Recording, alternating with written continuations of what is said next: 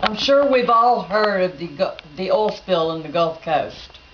The Deepwater Horizon oil disaster in the Gulf will affect human health in addition to the effects of what we've seen on animal marine life for years to come.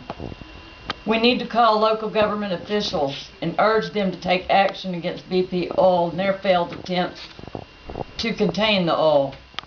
Oil has been leaking in the Gulf waters for more than 75 days now.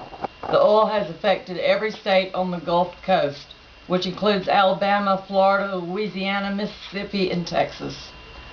The several efforts instigated by BP to contain the oil have failed. As of July 5th, choppy seas have hampered the current efforts of a giant oil skimmer dubbed the Whale. The threat of oil threatens the Gulf Coast ecosystem.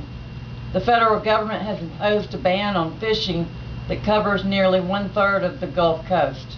This alone affects the food we eat, not to mention a way of life for the local fishermen.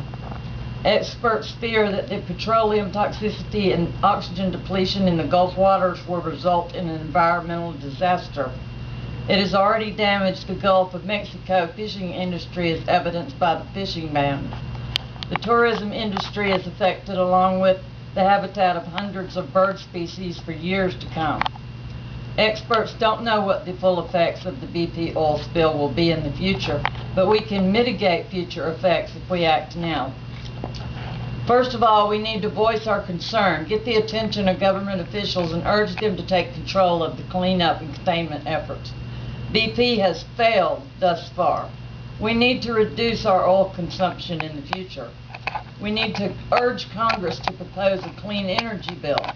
Alternate sources of fuel come from solar power, wind power, and biofuels. I know it would be impossible to eliminate our dependence on oil permanently, but we can prepare for the future of our children and theirs. We need to return the Gulf Coast to its previous state before the oil spill.